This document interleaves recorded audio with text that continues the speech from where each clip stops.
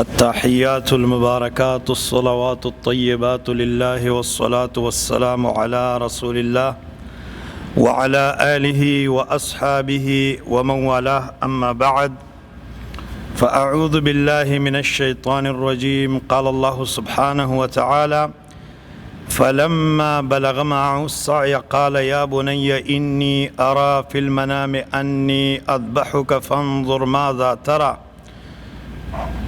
قال يا أبت افعل ما تؤمر ستجدني إن شاء الله من الصابرين. بھائیو، ذی الحجہ کے مہینے کو اللہ رب العالمین نے خصوصی حرمت اور عزت بخشی ہے.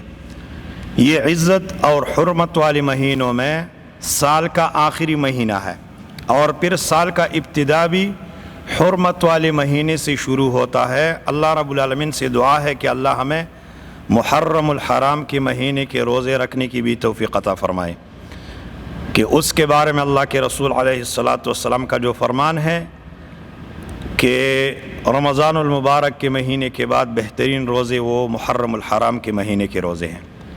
رہی بات اس مہینے کی ابتدا کے 10 دنوں کی، تو اللہ رب العالمین نے اس مہینے کے ابتدائی 10 دنوں کو خصوصی عزت سے نوازا ہے، اور اللہ رب العالمین کسی بھی عمل کو بہت محبوب اور پسند فرماتا ہے.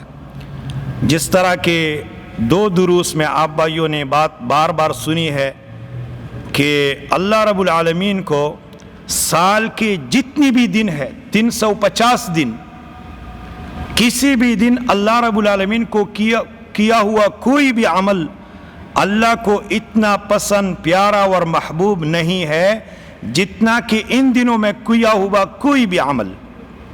اور اللہ کے رسول علیہ السلام نے افضل ایام الدنیا فرمایا کہ یہ دنیا کے دنوں میں بہترین دن ہے.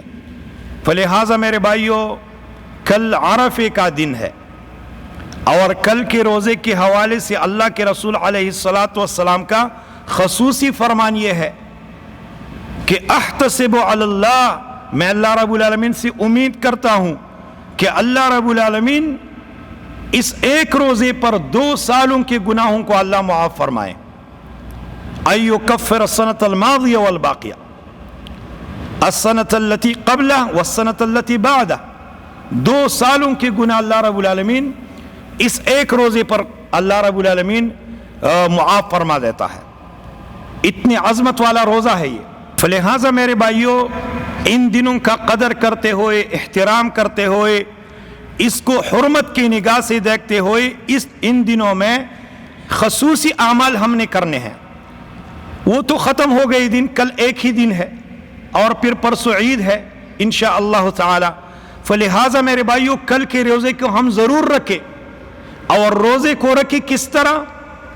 رمضان المبارک کے مہینے کی کیفیت کو یاد کرتے ہوئے، رمضان المبارک کے مہینے کی دعاؤں کو یاد کرتے ہوئے، رمضان المبارک کے مہینے کے جو روزے ہیں ان کے فضائل کو یاد کرتے ہوئے کل والے روزے کو روزے میں گڑ گڑانا، دعائیں مانگنا، تلاوت قرآن، ذکر و اذکار، استغفار کثرت سے ہو، غفلت سے، لہو لعب سے، فضول باتوں سے، موبائل پر لگنے سے ان کل والی دن دور ہو ساتھی.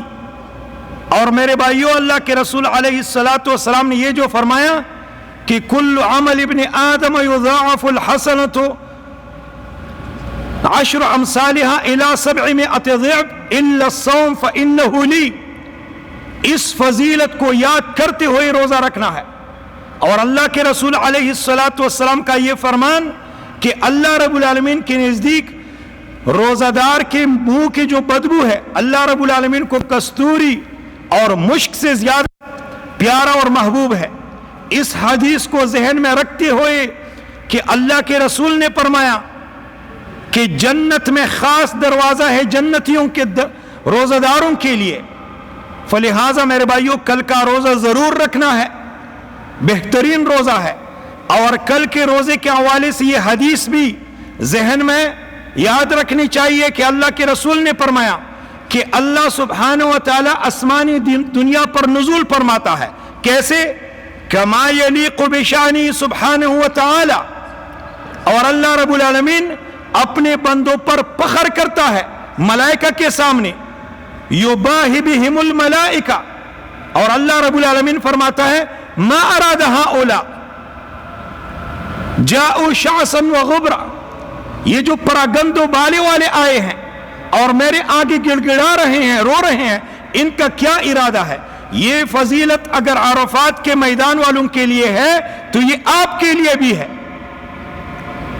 فلہذا میرے بھائیوں، وہ بات جو ہم بار بار کرتے آ رہے ہیں کہ زندگی اللہ رب العالمین کی طرف سے دی ہوئی نعمت ہے، اس نعمت کی ہم نے قدرداری کرنی ہے.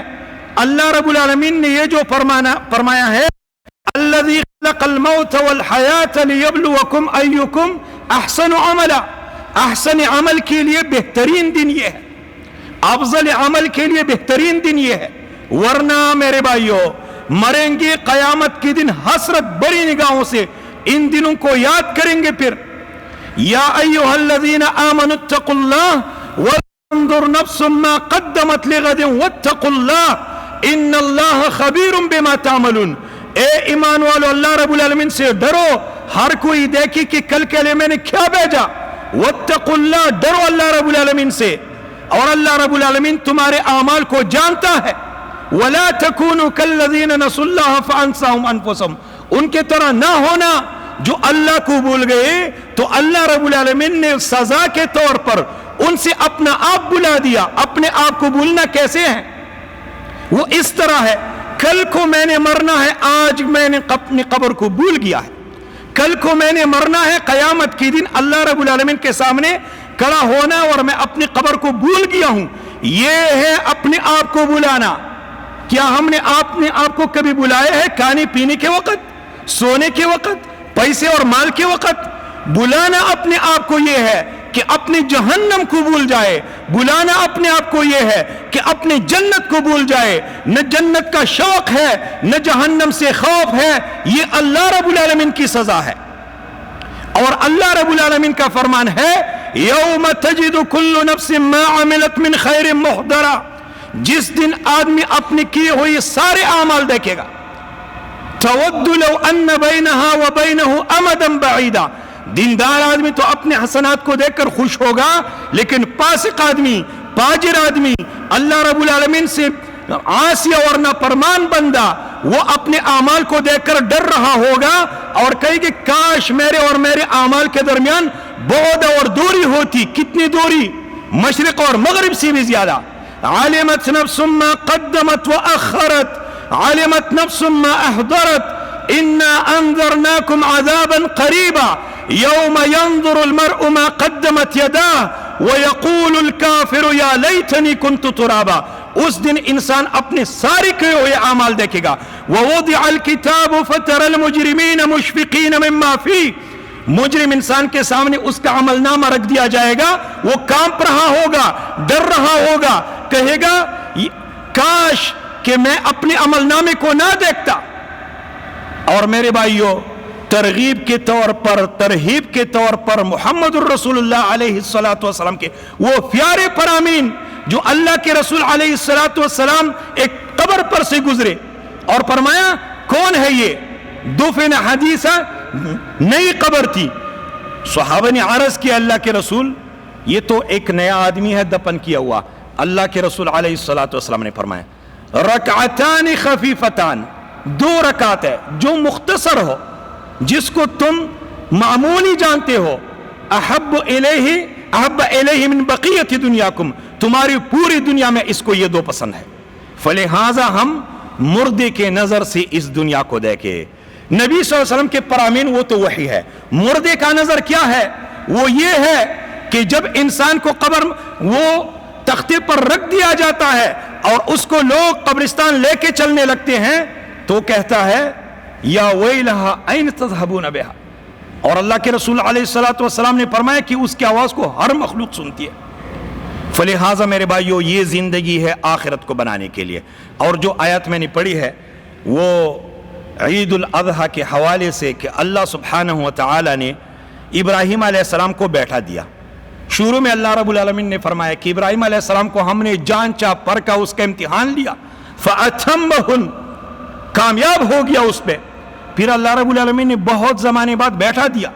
بیٹھا دینے کے بعد بیٹھا جب اللہ رب العالمین کا فرمان ہے فَلَمَّا بَلَغَ مَعَهُ السَّعْيُ، وہ جب دوڑ دھوپ کو اپنے باپ کے ساتھ اپنے ابو کے ساتھ ہاتھ بٹانے کے قابل ہو گیا تو اللہ رب العالمین نے خواب میں دکھایا اور فرمایا یا بنی انی ارا فی المنام انی اذبحک، اے میرے بیٹے میں تمہیں دیکھ رہا ہوں کہ میں تمہیں خواب میں ذبح کر رہا ہوں. فانظر ماذا ترى، آپ کی کیا رائے ہیں؟ تو اس نے کہا یا ابت افعل ما تؤمر، اے میرے ابا جان کھر گزر جو اللہ نے حکم دیا ہے. ستجدون انشاء اللہ من الصابرین، بہت بڑا امتحان ہے. اور کہا کہ مجھے تم وہ اس کامیاب میں صبرناک پاؤ گے.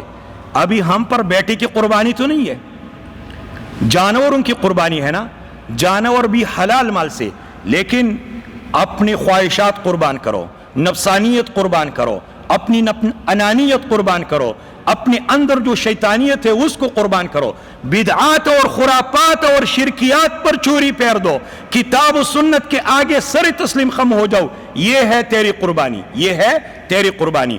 اور آج کل جو فیس بک اور لیبرل لوگ اور علمانی لوگ اور اسی طریقے سے دین سے دور لوگ جنہوں نے مسجد کو وہ محکمے سے الگ کر دیا ہے، وہ لوگ کہتے ہیں کہ اس دن اتنا خون بہانا اس کی کیا ضرورت ہے. میرے بھائیوں، یہ کافروں کے وار ہے مسلمانوں کے عقائد پر، یہ کافروں کے حملے ہیں مسلمانوں کے عقائد پر. کیسے کہ وہ نہیں چاہتے ہیں کہ مسلمانوں کی اتنی قربانی لوگوں کے سامنے آ جائے. فلہذا میرے بھائیوں ان کو کہو کہ موبائل جو جیب میں ہے یہ کسی مسکین کو دے دو. جب تم مجھے یہ کہتے ہو کہ یہ پیسے کس کو دے دو، مسکین کو دے دو. اللہ رب العالمین سے دعا ہے کہ اللہ ہمیں سمجھنے کی توفیق عطا فرمائے.